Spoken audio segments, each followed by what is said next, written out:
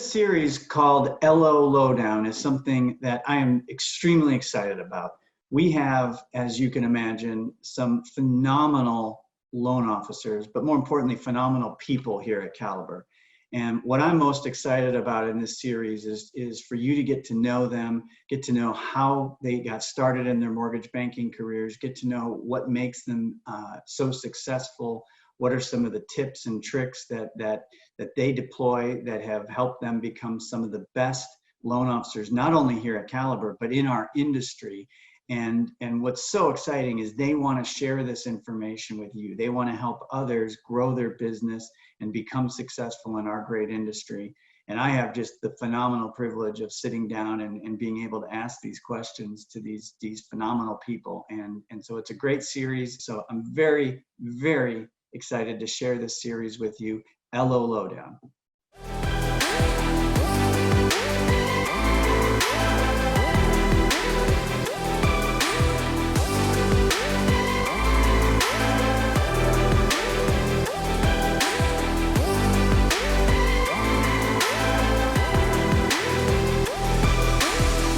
And there's Cricket Libby. Hi, how are you? I am terrific. Yourself? I'm doing good, thank you. Am I right in that you're at about 67 million so far this year? I think we are. I should have taken a look, but we have some really great numbers going this year. We've been humping it for sure, and it's going to get a year in 8 months. You've done your year in 8 months. I mean, don't stop. See, I mean, we have what? We're in the 9th month now, 10, 11, 12. In the next 3 months, our business is monster. I mean, here now, the rest of the year, we have so much business in the pipeline, it's not even funny. How are the builders, have they found, traditionally, right, what you see is the year it works up to the fall, and most of the builders have a November or December year end. But given the shutdown and then rapid sales, are we going to still see the same year-end push, or did we pull, you think, some of those deliveries forward and they're going to be limited on inventory? They are. What I have been seeing lately is my builders are cutting back on the amount of houses that they will allow to sell. Yeah. So once they sell 5 houses per community, they're shutting down. They're saying, we can't sell anymore. You've sold your allotment until next month. So they are reaching capacity like within a week to 10 days. They are truly scared of running out of houses. Yeah. Do you think that's more of a pricing too? Because they can, if they sold everything this month, they eliminate the opportunity to add incremental increases. They are not willing a lot of times anymore to carry a file. If it doesn't close that month, they're like, Cricket, I'm losing $10,000 if I sell this house to this guy. If he doesn't close on time, I'm going to let go of the contract. I can sell it for 10 grand more to somebody else. Right. So that's really what I'm battling, and that's been the pressure, is really keeping them in their contracts. I have to meet the closing date. If I don't, they're done. Yeah, no, it's a whole new dynamic. Yeah. Wow. So fascinating. So I'm going to start with how long have you been doing this, and how did you get into this crazy business? I have been in the mortgage business for 15 years. I was in the car business before. I sold Hondas for 10 years. And how I got into the business, ironically, is I went and got a home equity loan. And the guy who was my loan officer, he was horrible. And I said, gosh, I could do way better than this guy. I need to get into the mortgage business. Wow. Now, how many of your Honda customers are now mortgage customers? Did you take that book of business and were you able to pull some referrals out of those? I did. In the beginning, I absolutely did. I had a really good following of some customers, and I have done several of them actually through the years. It's funny you say that, because I obviously have a ton of very exciting and terrific loan officers that I think highly of. But if you said to me, who do you think your best salesperson you've ever worked with that isn't mortgage? that individual, his name was Johnny Edwards at Honda Cars of McKinney. Isn't that so? It's something about great Honda salespeople. It works anywhere. Absolutely. Some of the people I've recruited to work for me have been from Honda, and they did a really great job for me. Unfortunately, some of them moved on. We're really good friends still, but they do an amazing job. Car salesmen, people always think they're lazy, but they are absolutely the best salespeople. No, I agree. That's awesome. Now tell me, you have probably, when I think of, your business, you have mastered how to set up a team and use a team. How big is your team? How many people are on the team? And how does it work? And how do you generate the leads for the team only? It's fascinating what you've done there. How does that look? It's a group function. I realized when I did this team dynamics that I was going to need help. You can't represent builders in their 20 different communities as one individual. To work with builders, you must go to the communities. Mm-hmm. I won't get any work done if I'm not out in the field visiting the people.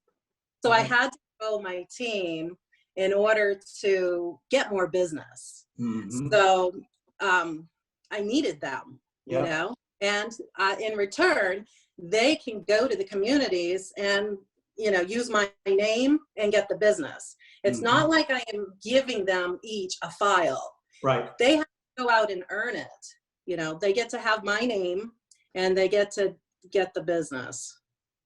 Now, how much of it is your name?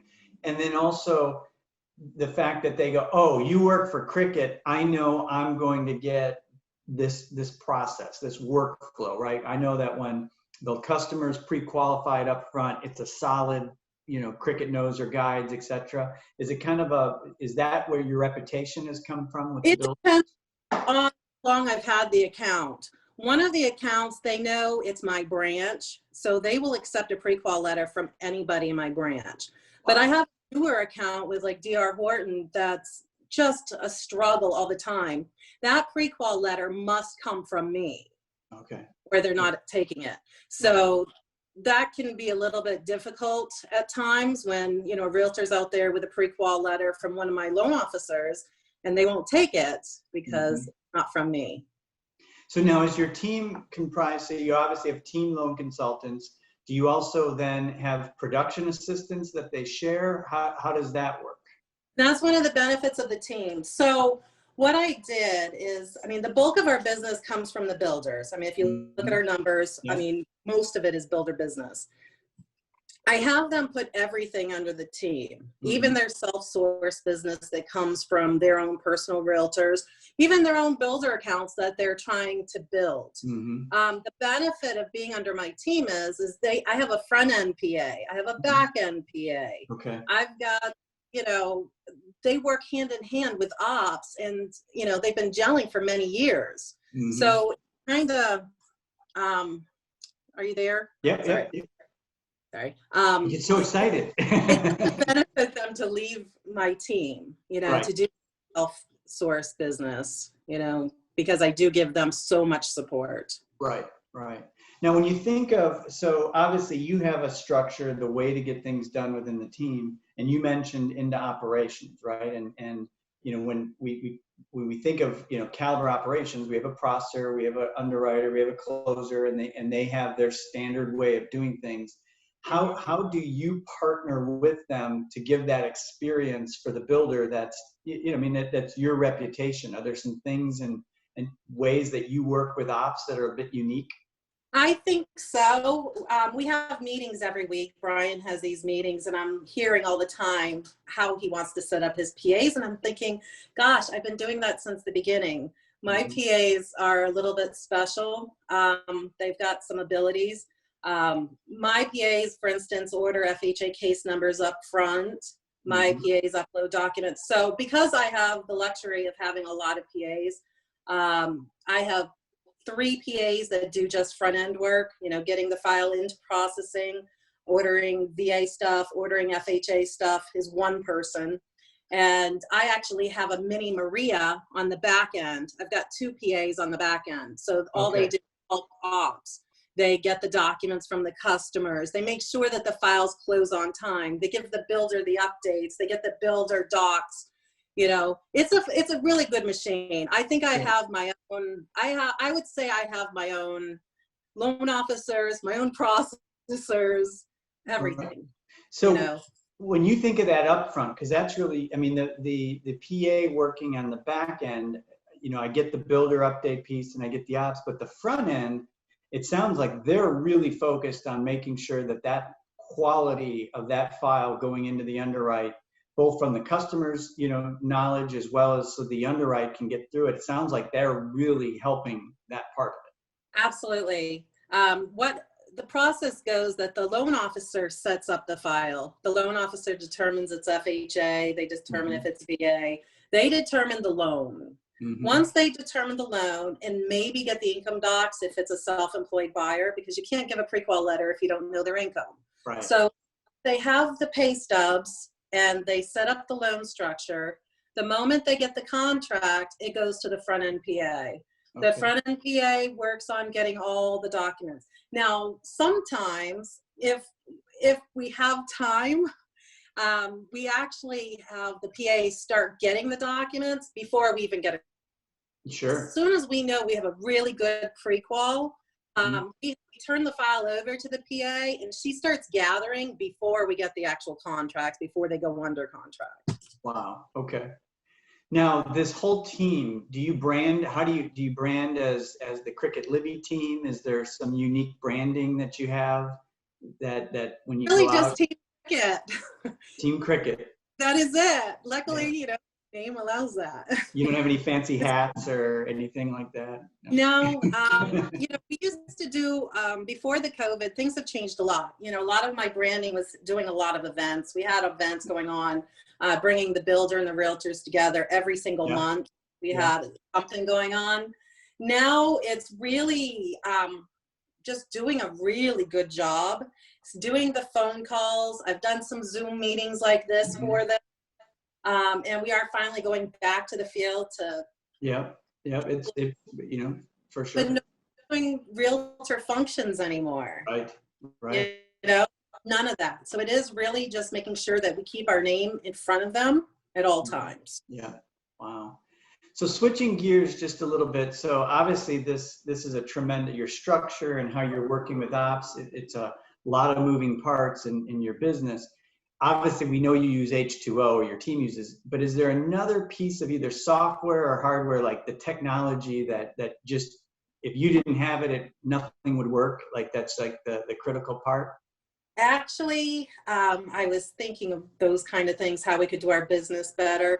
A few of my loan officers do have a CRM type system that they use.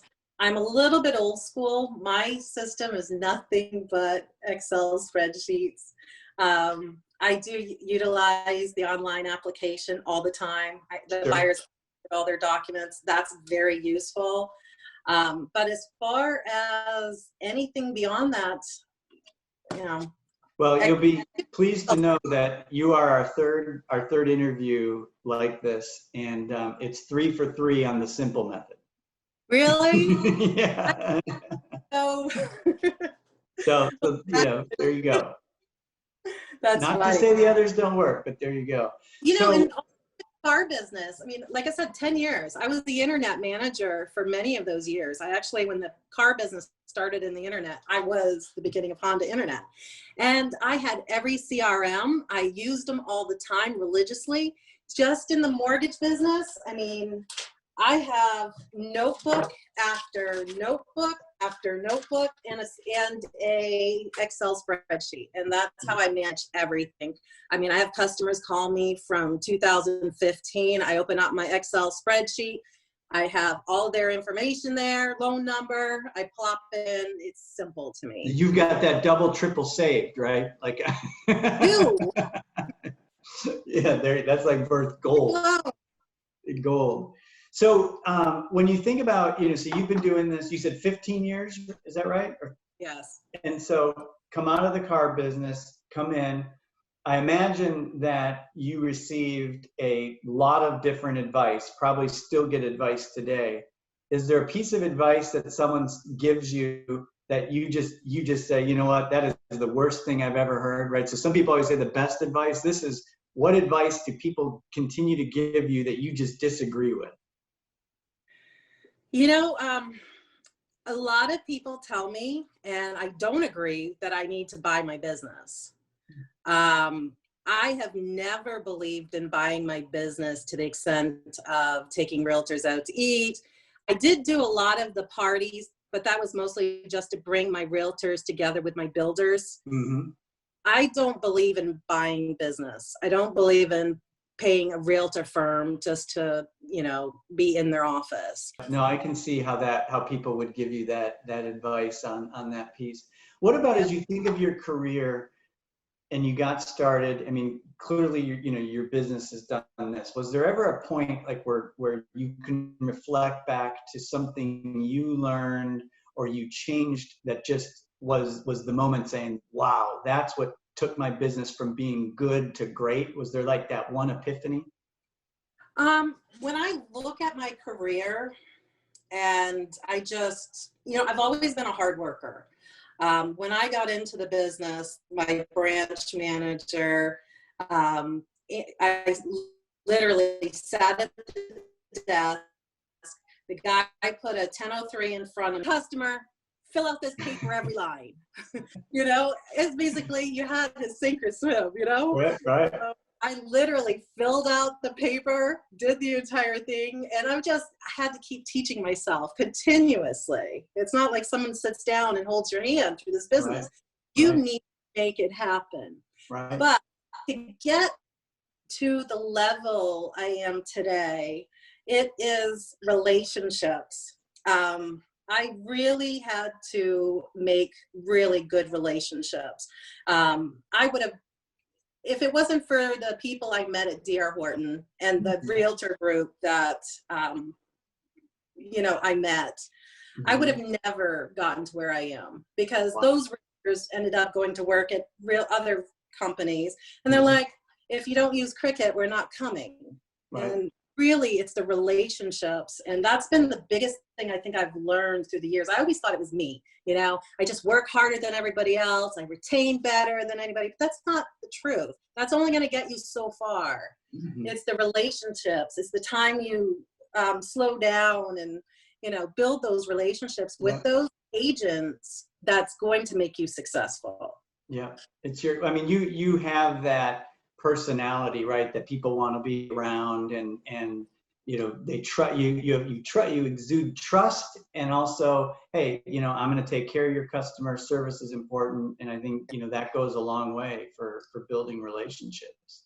Yes. When you think of our business, right? Because as you know, a lot of people think, well, the retail loan officer, customers can originate their own loans, or you can go online to this app and just get a loan and it works great. Obviously we've been hearing that for forever and a day, and I'm obviously you are that's what you do is a local originator. I believe that's what we're all about. When you think of the next 5-10 years, how will that change, and more importantly, what do we have to do as a company to support and make sure that we continue to be on the forefront of that change? I love Caliber. I think we are very smart in what we are doing. We do have a great online presence, I believe. And you do realize that local presence is very important. I was actually thinking about this. All the builders I know, nobody's using loans. Right. Nobody's using loans. Right. If these companies are the largest lenders out there, why are the builders not using them? Right. They need a Cricut Libby to go to their office and hold their hand. They need to have a face-to-face. And even if they don't, I'm working in my house. I haven't been to the community in 9 months and 3 days. Right. I haven't been there. But they know that I'm here. Right. They have our Zoom meetings. I have my builder call every single week. My sales agents, my loan officers are there. They need that. And I believe the builders will continue to need that. Right. Right. Need that attention. Yeah. And and their recommendation, right? I mean, the consumer, and I get this question a lot, and let me know if you agree with it, is the consumer is going to want, to your point, Bolt, an easy application, do it quickly. They want to know their conditions. They want the process to move as smoothly and use technology to do that. But your presence there locally is really for the builders and the realtors, Yes. more than anything else. Yeah, I think that's what people always, I mean, it certainly helps, right? You have referrals from customers and they know you know the market and friends, but I think a lot of people miss that element, is you're local because of your relationships, and that customer who also is buying local, when that builder says, look, Cricket will get it done, that means everything. Yeah, it does. I mean, the buyers, I mean, truthfully, the buyers, we don't even see them. They do their online application. They do send their documents electronically. But the fact that, hey, my office is in Dr. Phillips, they appreciate that. Right. They know you're there if there's ever an issue. And, right. They have my cell phone number. You know, they're not calling a 1-800 number with some extension to get loan updates. Sure. So when you've obviously seen a lot of loan officers get started in this business, and is many flame out, probably the same thing when you were selling Hondas. But when you see some of the loan officers getting started, if you could say like one thing that you've seen that just people do, and it's just they should stop doing it, or flip it the other way, what should they be doing as they're starting out? What advice would you give that loan officer? Well, I have trained a slew of new people to the business. Yeah, with your team, for sure. Yes, I have. I prefer salespeople over loan officers. I don't want bad habits. I like to train. One of the big things, I think, when people first start, they start to prejudge files. They start to thinking that they know more than AUS. They think they know more than DU, and they don't run everything. I think they're in such a hurry in the beginning. They don't want to take the time. They don't want to look like they're new and slow.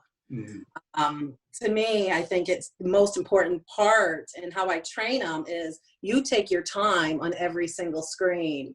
You do not say yes or no, because truthfully, you don't make the decision. Right. You can't say yes or no. I know they have an 800 credit score.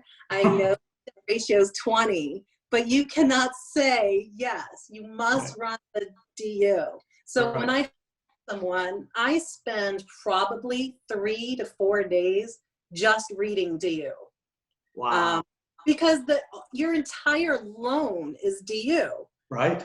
Entire loan. You see this line, that's why you need a driver's license even. This is why you need a Patriots Act. I believe you need to understand this business completely. You know, you have to know why you do what you do. You can't just get 2 years tax returns because you think I need 222. You need to read. That's such a great tip. I mean, that's because you're right. There's so much to learn.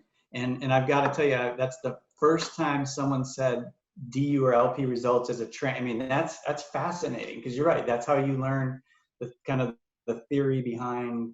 Wow. Right. Even I had a loan officer send me an email yesterday, one of my new hires, and he was trying to get a conventional approval, and he sent me the DU. He's like, this just isn't getting approved. What LTV am I supposed to be at? I said, you keep running your AUS until you get an approval. It will tell you when you're at an LTV, because you always have to be able to figure out the answer. Right. You can't count on someone to ask. So you keep lowering your LTV until that thing says approve eligible, and you've just reached your approval. Right. Because there's so many other factors. Silly and basic, but it's true. Yeah. Wow. That's really good. Okay. So we've got some fun questions now.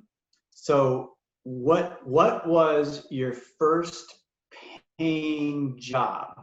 Think all the way back, middle school, high school. What was your first paying job? Well, my first paying, if you say self-employed, I used to babysit. Okay. And I sold Avon throughout our whole neighborhood. I made a fortune on Avon at like 11 years old. Um, Wow.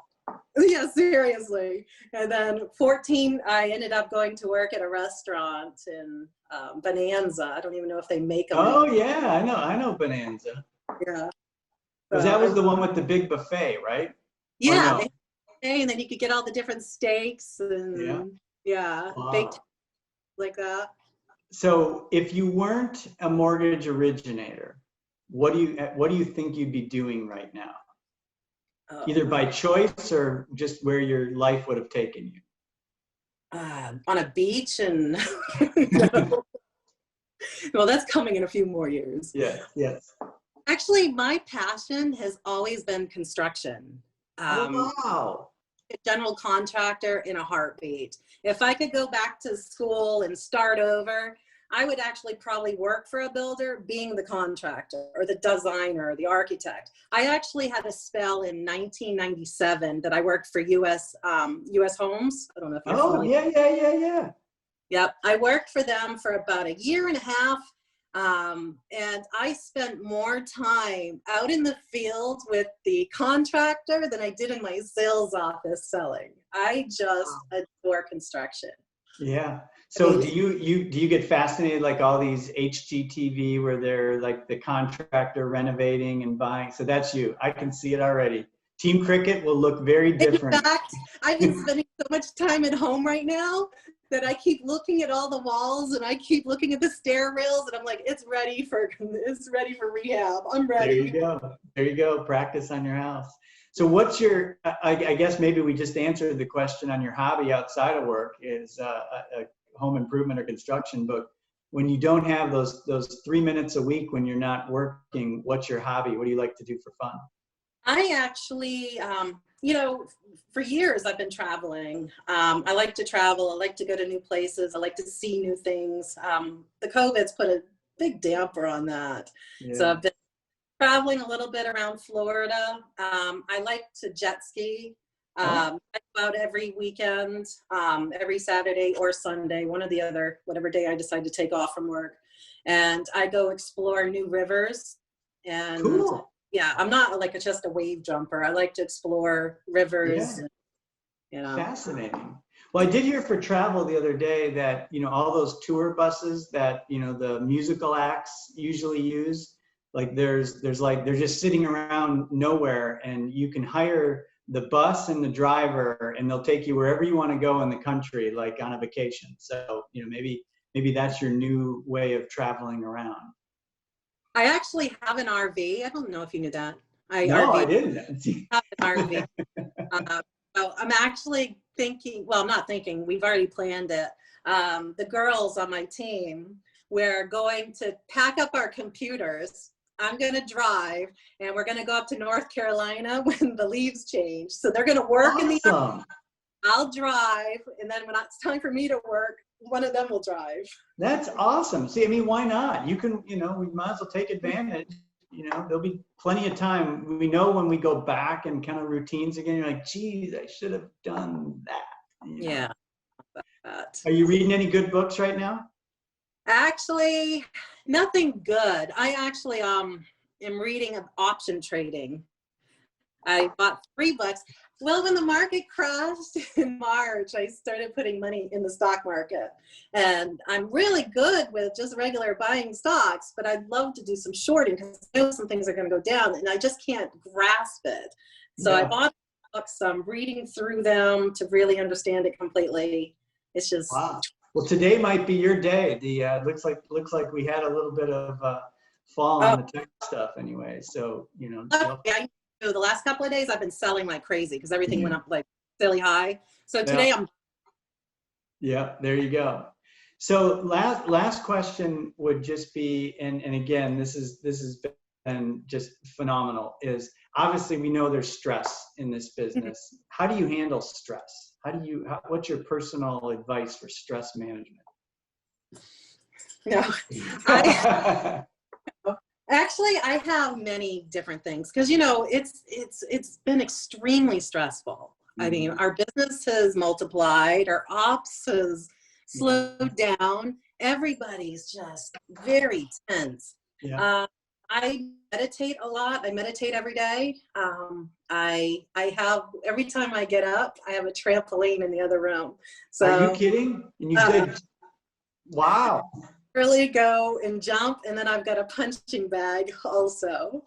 So I mean, it's kind of silly, but those are my stress relievers: meditate, punching bag, and go jump for a few minutes.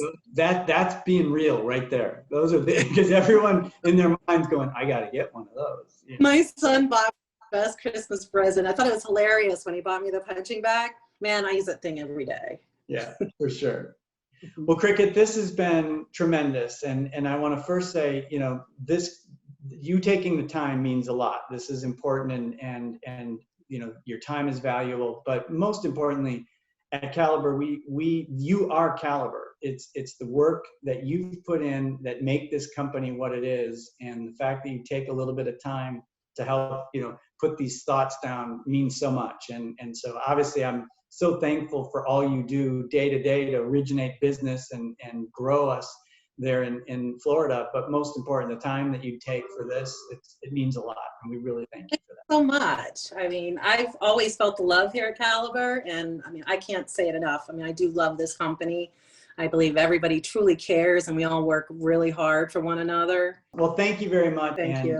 We appreciate all you do. Thank you so much. Yeah. Thank you for tuning in to the Home Connection podcast from Caliber Home Loans. Please see the show notes for links to topics discussed in this episode, and be sure to subscribe wherever you listen to podcasts.